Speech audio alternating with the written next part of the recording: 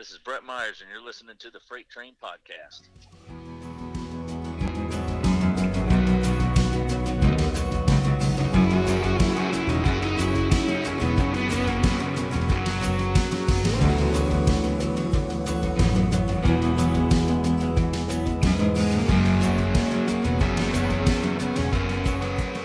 Everybody, thank you for coming back. This is episode 24 of the Freight Train podcast, and I am talking to my new friend, Brett Myers.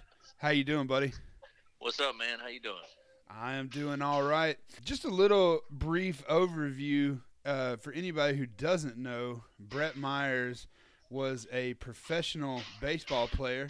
He was a pitcher.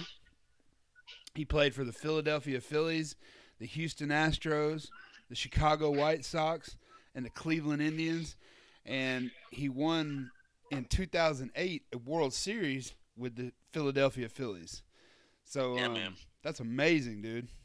Yeah, man. It was cool, man. My whole life, man, just grew up playing baseball and stuff like that. Was blessed enough to have the opportunity to play professional and other than that, what's life after baseball, You got to figure that stuff out. And fortunately for me, I put myself around a lot of good people that were musically inclined to help me in this new venture I'm in. I was about to say, it seems like you've got it figured out, brother. Yeah, man. You never know, man. It's always trying to outdo your last song and trying to be better each time. The same way you take it with baseball and everything. Each game, each start, each time you played, you always try to get better and better each time and end up mastering your craft. So, and the key to that and everything is to be unsatisfied. So I've done, a lot of songs, I've pitched a lot of games, and I'm never satisfied with any of the stuff that I've done. Although it is an honor to be able to do the stuff that I've done and that I'm doing now. But, just being never satisfied and everything just keeps fueling my fire and keeping me moving. I hear you, man. That's amazing. That's a great outlook on life too, man. Just always be hungry. Yeah, you try, man. You just I would try to I notice a lot of professional athletes go through that downtime. There's a lot of trying to adjust back to family life and everything and what's asked of you when you've been in a routine for so long. You try to get back and try to your wife hasn't been around you in so long, and you're trying to figure out what you need to do, what she's pissed off at you for not doing the right things, and you don't know what the heck's going on. So ends up, but you got to work at it, just like anything. I hear you, man. Well, look, I definitely want to talk about the music. That's obviously what we're here for. But as a person who's a casual baseball fan, I do have a couple questions for you, just because I was a casual player. Yeah, a casual World Series winner. Ask any team I played for, they'd say, I was casual. I just, played good when I wanted to, I guess. Oh, come on, man. I'm just. That's not what I'm reading. I put it out. I gave it everything I had. It's just like with anything in life, if you want it, you got to go get it. That's right, brother. That's right. Well, so just doing research, I was looking over all your stuff, and I went down a little rabbit hole on YouTube, right? And so I actually ended up way far left of where I started, but so I know where you ended up. It's all right. So some of the things that I found, and this honestly doesn't have anything to do with anything in particular. It's literally just a baseball question. Yeah. Why in baseball can you literally be traded like in the middle of an inning? Well, because there's deadlines and everything like that, and if you continue to finish that game and everything, then you're hurting the other person's property. You know what I mean? That's true. Once you make that trade and everything like that, then that's that other person's property. So they pull you immediately out of the game so that you don't risk injury, so that they know what they were getting. They're getting a healthy player, and that's exactly why they do it. Wow. So it's just business. Absolutely. It's to protecting their asset. Then it's like a bank with your money. Yeah. If the bank takes all your money out and puts it somewhere else and they lose it in the transfer, then you're out of money. So I mean, you can get robbed anytime, you know. So Yeah. that's why they do it, so the players don't get hurt. I hear you, man. That's the best description that I found. I was talking to people, and I mean, you know, I got some of the same kind of stuff you said right there, but that right there was the best description. So I'm glad. Yeah. I know that's probably seems like such a random ass question, but yeah. I don't know. I saw that in some different things, and I was like, why the fuck they just usually they get the deal done before.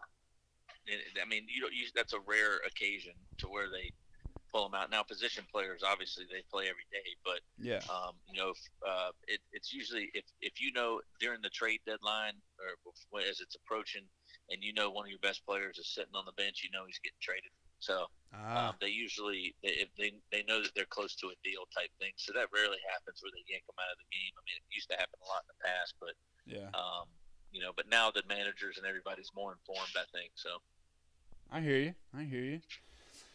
So, you were also on the Houston Astros. Did you know anybody that's still on the team that won the series last year? I knew all of them. Knew all of them. That's pretty cool. Yeah, man. I was there when some of those guys got drafted. I was there when Altuve got his first major league hit and all that stuff. So I knew him very well. He played second when I was there. So my last year there was 2012. So, but yeah. I knew a lot of those guys. I knew the bullpen coach at the time, so I still have some friends there, and the media, one of the writers there, and everything like that. Friends of mine, so I was pulling for them. Cool. Obviously. Cool. So my last random ass baseball question. So I'm originally from Georgia, and growing up around the Atlanta Braves all the time. Yeah. Me too. Oh, okay. So I'm from Jacksonville, Florida, so it's okay. It wasn't too far, but the only two teams that I could watch on TV were the Braves and the Cubs. So the Braves and the Cubs. You know, yep. I was listening to a podcast the other day, and not to get too far off topic, but they were talking about how it's funny how across the U.S. the reason there's so many Braves fans is because when Ted Turner was dealing with I'm drawing a blank now. It's was it TNN or TBS? TBS. Okay, yeah, TBS. Turner Broadcast. Well, that makes me sound stupid right there. But yeah, so TBS, how they would syndicate all over the country. Same with WGN. Okay, yeah. WGN with the Cubs, they were on every single day, and that was one of the channels we got. And I was a huge Cubs fan and a Braves fan. So the people now you got to buy the MLB package to watch these teams. It's all about money. Exactly. But they were just talking about how crazy it was. You know, some kid in Oregon could watch the Braves, and the Cubs Absolutely. every day because those were the only channels available. And absolutely, that's how I grew up.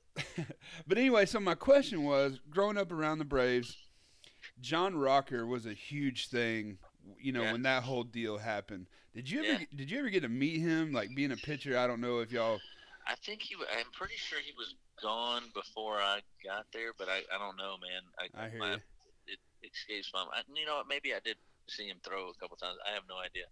Yeah. I don't remember very well. I was a young kid then, but but yeah. I mean, I was a Rocker fan. The guy threw 100. There was nobody even could throw 100 back then. It was like the damnedest thing that anybody's seen. Now you look out there and you got freaking everybody in the big leagues in the bullpen throws 100 miles an hour. So, yeah, 94, 95 was like, oh my God, that's gas. And then now you see this guy throwing 100 back then. Yeah. And you're like, wow, like, man, it was impressive. But now you got guys sitting at 96, the 94, 95 is now 100 and the 90 is now 95. So, yeah, games change a lot. Kids are getting bigger and stronger and developing their skills a lot better than what we had back in the day. Yeah, very true. All right, well, let's move on to the music. Want to talk about? Well, first I want to talk about basically how you even got into music. But I want everybody to know that the reason we're talking today is because you have a new single called "Rattlesnake" coming out featuring Colt Ford. That's right. And by the time by the time everybody can hear this, the single will be out. So Yeah. I want everybody right now, pause this podcast, go over to iTunes, buy the song, and then tag Brett Myers Music 39 on Instagram with your screenshot in it.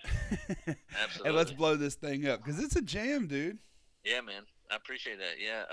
Well, how the song come about?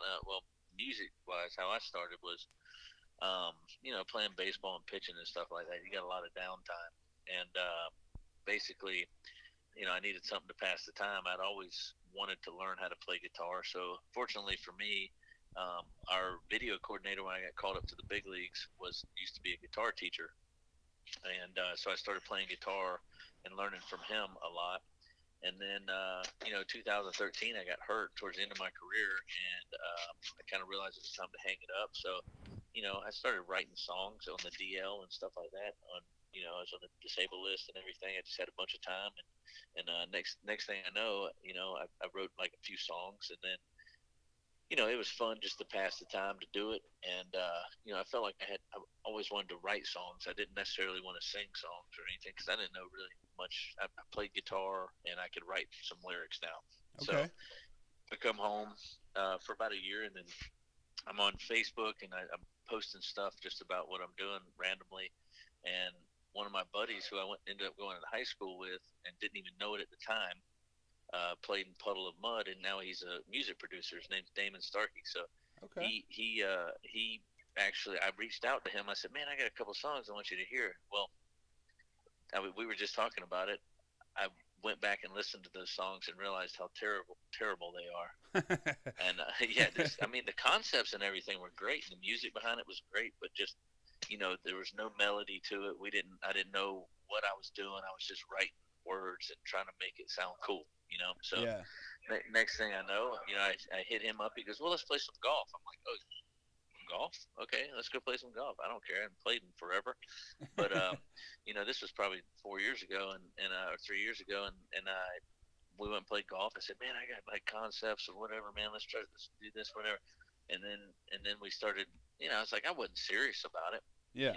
And then he said, well, let's write a song together and let's see what happens.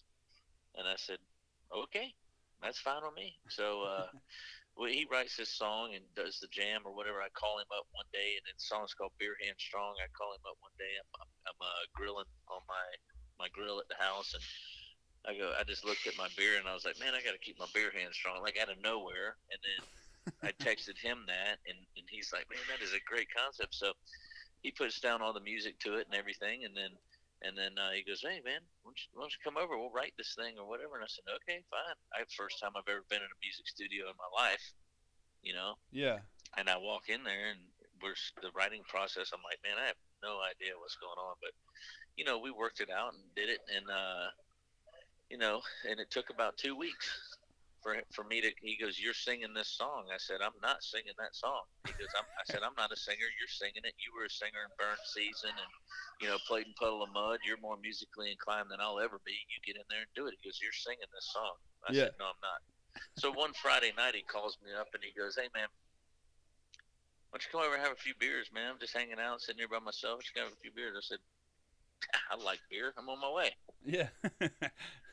By about the sixth one, he goes, why don't you get up there and sing this song? I said, okay. It was like I had a buzz. I was like, it's karaoke time. That's right. And I was like, I didn't know he was hitting record on it. And he goes, why don't you get up and try it? I was like, I don't give a damn. I'll do it, And then we did that song, and now I look back on that song, I think it's a cool song, but just where he's helped me vocally and everything, and my songwriting's gotten better and all that other stuff. At least I think so. I've become more musically inclined. It's just kind of like when you're starting out in the minor leagues with baseball, and then you end up, keep moving up each level, each album you put out. So that's basically how all the music thing started. We did one song, and then he goes, man, we got to keep doing this. He goes, like, your voice is good and everything we get. And I'm like, stop talking me into this. So for the first 12 or for the first 10, 11 songs or 11 songs, I needed at least 6 beers to even get in front of the mic. I mean, I still Wow. nervous sweats when I get in front of it. Yeah. but I don't need the beer anymore. Like I'm more comfortable with it. Okay. Okay. Well, that's cool, man. Well, That's a sometimes maybe I do need a couple beers here and there. You never know. I mean, he just looked at me and gave me like, I don't know. take the little edge off a little bit. Yeah, sometimes sometimes we just have a couple just to laugh at each other. Yeah. So You got to, man. Got to loosen up a little bit. yeah. So, how did this song "Rattlesnake" come about? I mean, did you and Starkey write that? Absolutely. Well, I'll tell you how it all kind of transpired. So Colt Ford did me a solid, and I'd been sending him my music since 2013, and I feel bad of some of the stuff I sent him. Before I started working with Damon, I mean, we were just talking about that here at lunch, and I was like, He goes, "You sent all that to Colt back then too?" I said, "Yeah." I said, "You know what? I just listened to it last night. I can't believe that's what I thought was good, because it wasn't. It just, garage band stuff, just kind of screwing around demo stuff. Yeah. So anyway, so the Rattlesnake song came about. Colt, one time I said, "Dude, you're playing in Mavericks, which is here in Jacksonville." I said, "Man, why don't you let me open for you?" So then he called me up and he goes, "Well, how would you like to open for me in Tampa at the Dallas Bull the day before?" And I said, "Absolutely, man. You're giving me this opportunity to do that. I'm down." Yeah. And I've known Colt for probably 10 years. Okay. So through my baseball career and stuff like that, and I had opportunity to meet him and stuff. And he's been a buddy of mine. Stay in contact. In any city that I was in playing ball and he was in, I'd make sure I went and saw him, and vice versa. Okay. He'd come to our games. I'd get him tickets, whatever. We'd trade off. Yeah. No problem. Yeah. So then I go play these two shows, and then I'd already done a song with Bottleneck, who's a country rap guy who's big in the game. Yeah. The LACS, who's big in the game, who's actually on Colt Ford's label. Bottleneck introduced me to them, and I'd known Colt, so I told Colt, I said, "Dude, I've done it with Bottleneck. I've done a song with Bottleneck. I've done a song with the LACS. It's your turn, dude. Like, It's your you want turn. to get on it? Let's go, man." I said, "If you're ready, let's do it." So the song came about. My wife loves those Yeti cups. Yeah. Those Yeti Arctic, cups or whatever that everybody has, Ozark, whatever. Yeah. And anytime you run out of drink in there, you shake it and there's ice in it. It sounds like a rattlesnake.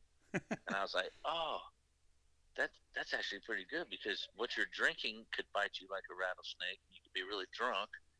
And then it does sound like a rattlesnake when you shake it. And then I turned it into like girls' booty shaking. Yeah, I'm like, yeah. Oh my God, this could be freaking cool. So me and Colt had talked about it. I said, we got to do a song together. So my wife did that, and I said, perfect song. Damon did all the music and the beats and everything to it. And I said, dude, this is going to be killer. Like this is going to be perfect. So I sent it over to Colt, and he's like, man, that is cool, man. I like that, whatever, blah, blah. He goes, as soon as I get to Nashville, I'll record it. I'll do the part. Well, that was over a year ago. But he's a busy man. Yeah. He's out doing his. Listen. He's killing it out there. One of my good buddies. A guy that if I had a problem, I know he'd be there and he'd pick up the phone for me. Definitely. And I do the same for him. Good old country boy, whatever, just like I am. And I'm honored the fact that he wanted to do a song with me, because I remember where I came from in 2013, and he's not responding to some of these songs I'm sending him because he wanted to be nice and not tell me, dude, you're terrible. You need to quit. So, but you know what? I don't know if he actually thought that. That's just me speculating. But yeah. For me, for at this point in my career, to have earned his respect, and for him to allow me to open for him and to do a song with me and put his name on something is really, really cool to me, because it was like, man, I've been trying to impress him for 4 or 5 years now with some of my songwriting ability and anything, and even singing, Yeah. And it's he didn't just do this as a friend. He wouldn't put his name just on anything, I think. Yeah, definitely. And most musicians are that way. Like, if the dude sucks and you're my friend, I'll be like, man, I'm sorry, buddy, but love you to death, but it's terrible. And he could have totally done that for me or to me. Yeah. And he didn't. And that, to me, is it's a huge honor to be able to have a song with it. That is cool, man. I mean, getting the stamp of approval from somebody like Colt is a huge deal, and it it's funny how it validates. That's not a word, is it? Validates. I don't know. You could tell me I'm just a dumb redneck. I'm a dumb redneck too, brother.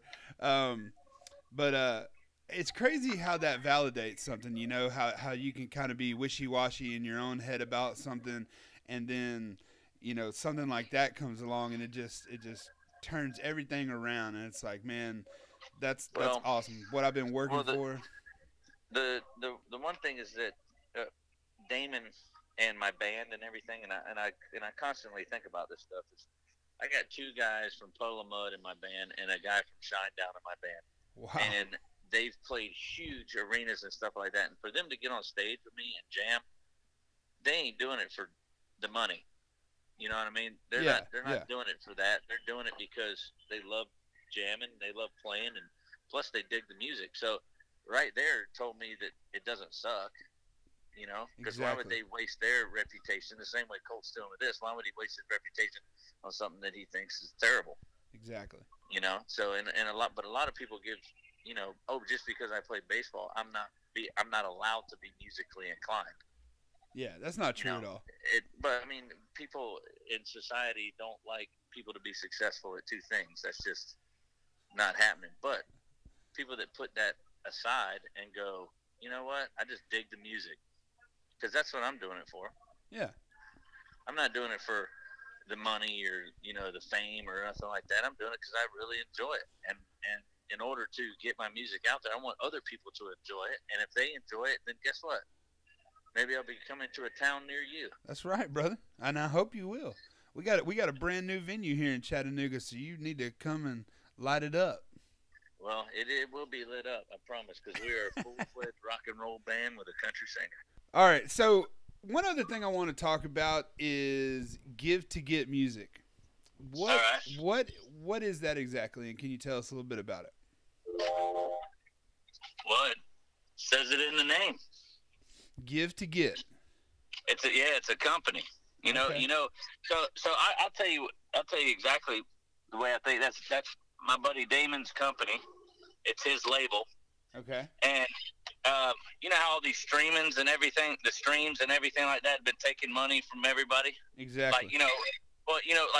Listen, I live by that thing, man. If there's a song that I like, I'm not going to go stream it. I'm going to buy it because I'm going to support the artist. Exactly. Me too, man. That's the way I look at it. So if, I don't mind the streaming stuff. It's okay. It's a good way to get it out there, but Napster started all that crap back in the day, man. We're, streaming, bootlegging music and everything like that. But, yeah, let's be honest. It's not free to record music. It's most definitely not. It's people's job, So, look, you got to pay for that. You put your time, you put your effort into that. And, like for me, if I make my money back, yeah, it's just, doing your own label stuff, make your money back to you and go from there. I hear you, man. Give to Get. That's an awesome name. Yeah, that's actually Damon's. That's his company. That's pretty damn cool. So he records a lot of up and coming artists and stuff like that. He's got a lot of people that he works with and it's nice. It's a nice atmosphere. He does it at his house upstairs. He's got a badass studio up there that some studios wish they had. I bet being in damn Puddle of Mud, I'm sure it gets you around some of the best equipment there is. Well, it took him a while. Like if you go to studios, you're paying for the other guy's time and everything like that. So he took the time when he was out of Puddle of Mud and went in there and learned how to use the equipment first before he started venturing into spending his own money. Yeah. So there's also a music video coming out with Rattlesnake. Can you give us a little bit behind the scenes of what was going on with that? The teaser on your Instagram seems like you guys are having a damn party. Well, any video shoot we do, there is a party going on. It don't matter if there's 5 people there or 10 people there. There's always a party going on. anytime, anywhere there's a video shoot for at least my stuff. We're all like trying to have a good time and get primed up or whatever like that. And look, man, a lot of the stuff you see in the video and stuff is normal day life around my house. Like it is, man. I mean, like seriously, we have a good time. Visit. Come on, man. We don't care. We don't care. I mean, hell, there's people at my house every day. My house is total chaos, man. I got 6 dogs, freaking 3 horses. You have a dog named Chaos. Yeah, I even have a dog named Chaos. But and then I got 4 kids, a wife. I mean, yeah, it's a mess. It's definitely high energy and there's some drinking going on usually, but I try not to do it during the week. But the weekends, yeah, man, that's when we get down. Hell yeah, brother. And now the video should be out very shortly after the single comes out, right? Yeah, I think we're talking about Wednesday. I think we're talking about Wednesday. We're gonna put it out on YouTube and everywhere that people can see it and stuff like that. So yeah, it's a cool video, and mad respect for Colt, man, that he comes out and spent the whole day there shooting a video after he just played I guess it was a golf tournament or something he had going on in Orlando, and it just happened to work out to where we just met up, and he spent the whole day. I thought we were going to need him for a couple hours. It turned into a whole day, and then he drove home to Atlanta. So hell yeah. It was kind of cool. Hell yeah, man. Well, I know everybody's looking forward to seeing that and hearing the. Sorry, man. No, it's all right. I know everybody's looking forward to seeing that and hearing the single. I want to tell everybody, where can everybody find you? Well, I mean, you can go on Instagram at Brett Myers Music 39. You can go on Twitter at Backwood Rebel 39, and you can go to my Facebook page at Brett Myers Music. So, okay. I mean, it's out there, man. And I just, a lot of my other stuff, other music, like for instance, this song, we tailored this song, this Rattlesnake song, for like Colt's beats and stuff. Like, obviously being a fan of his stuff, we did a lot of. I've been doing research, I would say, for years, because I've been a fan of his and have every album that he's ever put out. The only one I didn't pay for was the Declaration of Independence, I think it was, or something like that. I think that's what it was called. Yeah. But I didn't pay for that one because I saw him in Chicago when I was playing for Chicago, and he actually gave me the hard copy of the CD. Well, you can't beat that. Yeah, that was cool. But every other one, man, I've bought all of his albums. I'm a fan of him. My kids are a fan of him. My wife's a fan of him. I mean, it's very, very cool to have this guy on this song with me. But like I said, I mean, I've been putting out songs for the last 3 years, and it's been a great process. To some of the songs, like, I totally dig and I'm pumped up about it, then there's some of the songs that I don't like, but everybody else loves. Yeah. You know what I mean? Like, I'm not saying I don't like it because I wrote it. I like it. Yeah. I like the song, but it's just like, it's not one of my favorites. And then when I'm like, this is one of my favorites, and people are like, that's not one of our favorites. Like, you watch, and I'm sitting there going, what? Like, you guys are stupid. This is the best one I've ever put out. What are you talking about? But then they love the other stuff, and I'm going, man. And people's taste is different than other, and that's fine. Oh, yeah. That's fine. So what I tried to do I'd done the song.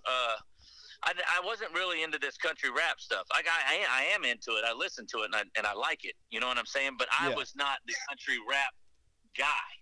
You know what I mean? To sing, to rap. You know? Yeah. So I got challenged by one of my buddies. They own a national syndicated radio show and everything, and it's called Lex and Terry, and they actually gave me an idea. They said, man, we want like some Kid Rockish, something like blah, blah, blah. And I said, okay, I'll give it a shot. And I wrote a song called Don't It Feel Good, and it's called Don't It Feel Good to Be a Redneck.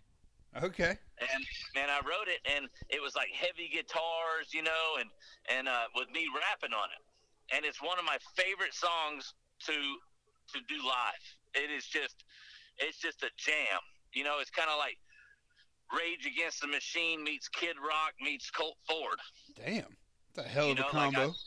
Yeah, but I mean, that's the way we were thinking, man. We wanted like heavy rock with a little Kid Rock and a little, and a little Colt Fordish singing about country stuff, and it was awesome, man. I love doing that song still to this day. So I did that, and then one of my best friends is Bottleneck, and I got hooked up with him about 3 years ago, and we've been best friends ever since. And he's a huge reason of why I've been a lot more successful over the years, because we did a song together called Rebel and Me, and it is one of my top streamed songs and sold songs because people love Bottleneck. Yeah.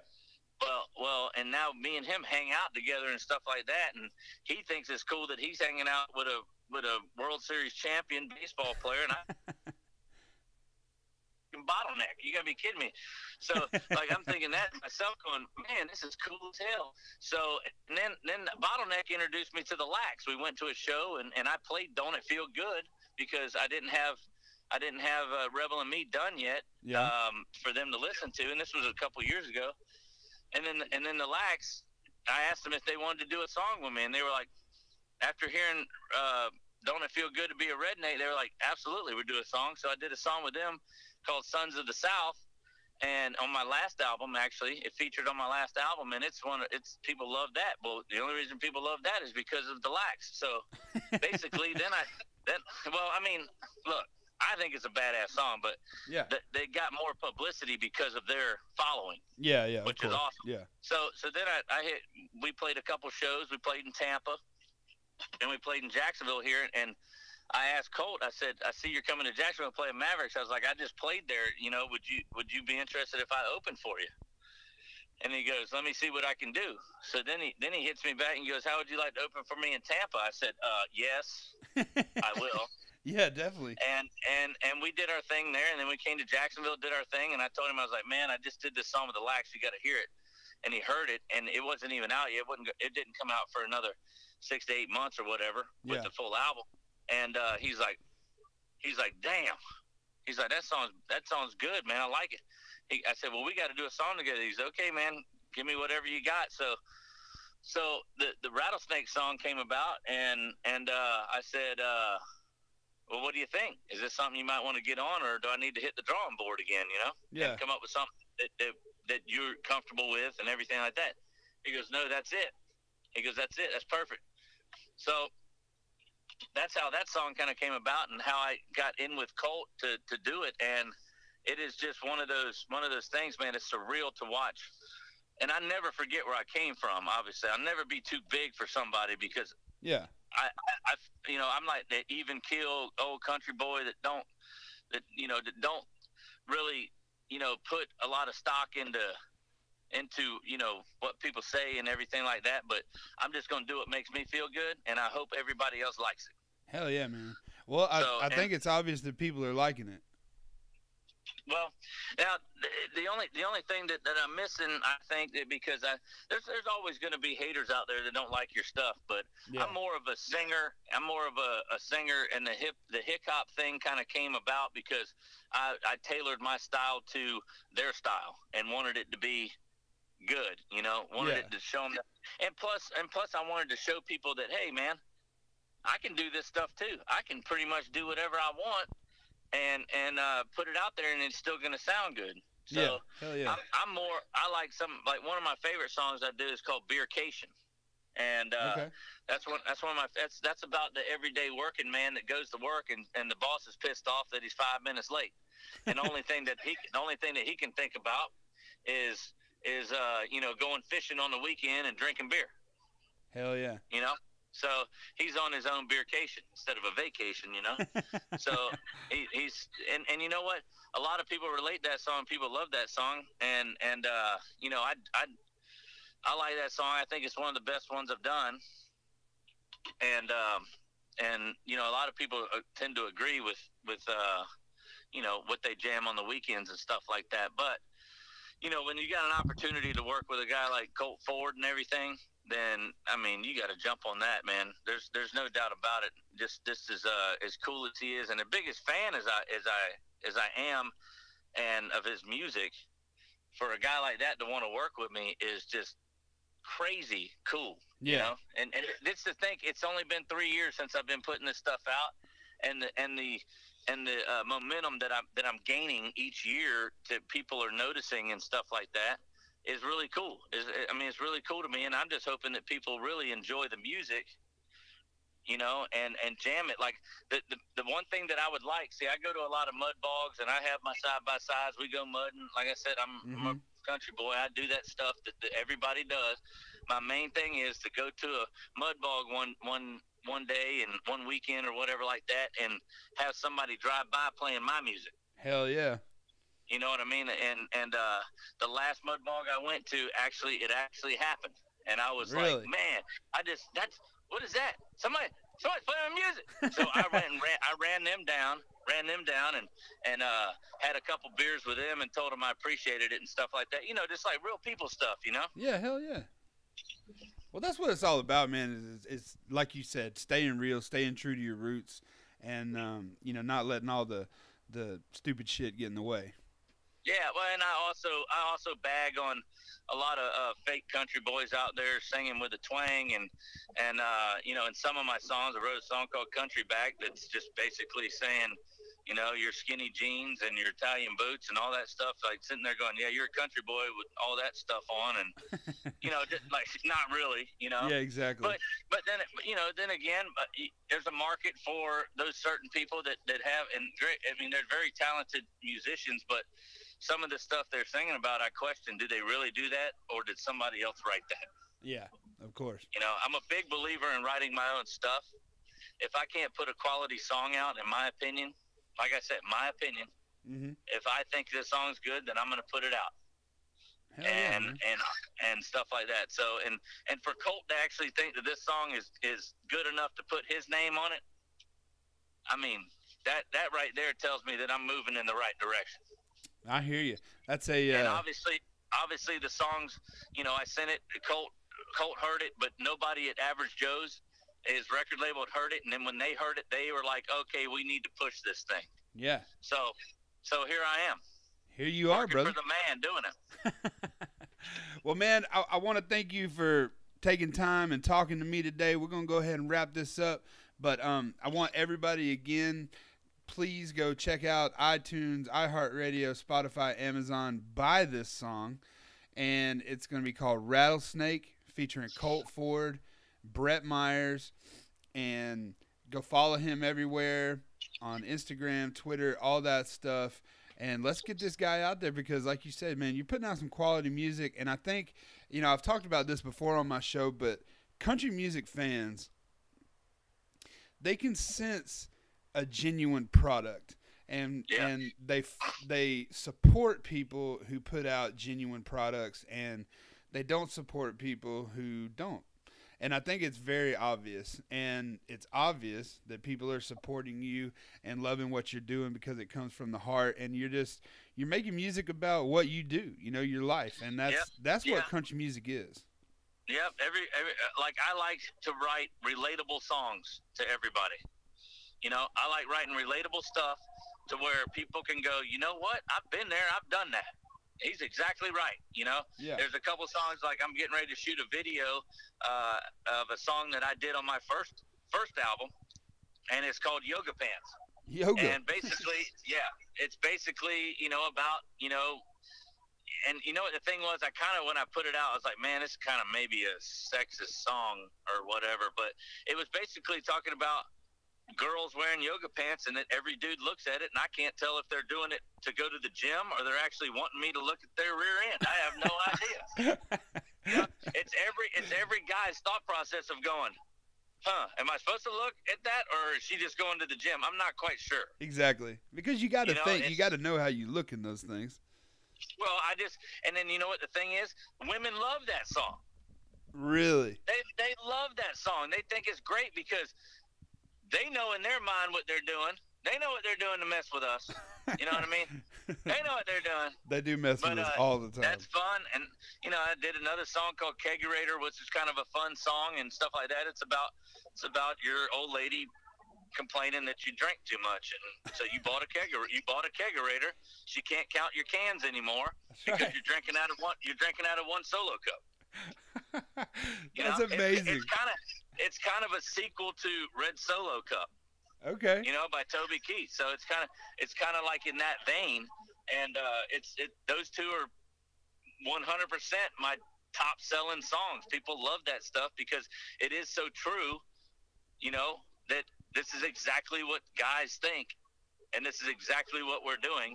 And you can either laugh at it, or you can love it, or you can hate it. There's two different sides of it. But I know everybody in this world loves beer on the weekend because I do. Is that right?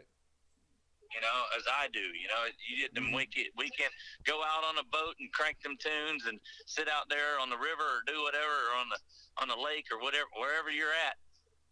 During the spring and summertime, it's a good time. And I can tell you, this Rattlesnake song is going to be one of them jams. I think it is too, man. I think it is too. You're going to be sitting out there on the boat. You're going to be sitting on the beach or on the boat or out in the woods doing whatever. You're going to be playing this song every party you got. I think so, because I love writing party songs instead of writing them slow-ass country songs where you're talking about your girlfriend, stole your favorite pair of skinny jeans. I don't know. I hear you, man. I think the pontoon boats are going to be rocking, brother. It's a jam for sure. I hope so. And it's coming out at the perfect time of the year too, man. Well, you know what? I waited. Like I said, Colt did this song, and he got on his thing back in probably, I would say, September. So I've been sitting on this song since last January. Okay. So. And he on his parts in September when he got free time to do it, and we both decided, and talking with my team and his team with Average Joe's and stuff, we all decided that, hey man, it'd be a great opportunity to throw this thing out in the spring and get these people going and rock them all the way into summer. Hell yeah. Well, we're looking forward to that, brother. And again, everybody, please go check out the song Rattlesnake, buy it, and go check out Brett Myers Music. Oh, also, let's plug your website, brettmyersmusic.com. Everybody go check that out, too. Yep, absolutely. So. Subscribe to that, and, you'll get all the updates when we come out with stuff. And it's just I'm grateful of the people that actually like my music, because when I first put it out, I put it out for myself and didn't even know if anybody was going to like it. I put it out for myself. Like, I sit there and think about how Elvis Presley's great-great-grandkids get to hear his voice still. So for me, my kids and great-great-grandkids will always be able to hear my voice when I pass on. And I thought that's another cool aspect of being able to write these songs and put them out there and stuff like that. That's really cool, man. That's actually something we share in common, me with this podcast. These things last forever. Like, once it's out there, it's going to be out there forever. And we were actually talking about that. Me and my wife were talking about that. I was like, sometimes people not make fun of me, but like, I love music. I love everything about it, the ins and outs, how songs get written, the people who write the songs. And I can talk about this shit all day long. And, I'm sure, as as a musician, let's say the quote-unquote regular folk, not a lot of people just want to sit around and talk about this shit all day. But I do. So that's why I started a podcast. I love it. I dig it. And one of my biggest inspirations is Ronnie Van Zant from Leonard Skinner. And because every song that you listen to with them, you can put yourself in that position and go, man. So I learned by listening to him how to write real songs and not just throw a bunch of cliches out there. Yeah. And I'm like, I'm going to tell you a story. Each song I write, I want to tell you a story. And that's what Skinner did, and that's why they were huge.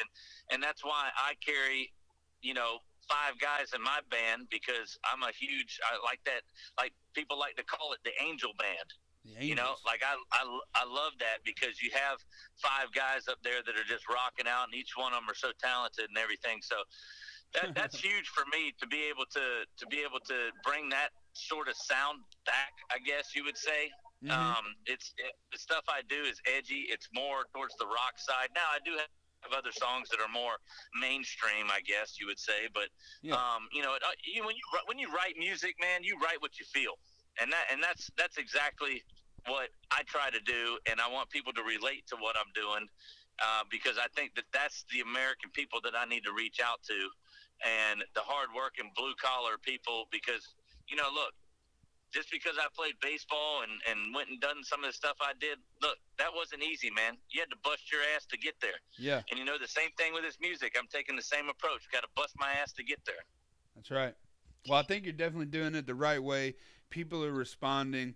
You're coming out with banging music, and I think you got a long road ahead of you, brother. Well, I appreciate it. Yes, sir. Well, Brett Myers, thank you so much for coming on and taking the time to talk to me today. It was a pleasure. And once again, everybody, go get that song Rattlesnake featuring Colt Ford. That's right. And get on some Freight Train podcast, baby. I appreciate that. Hold on just a second for me, man.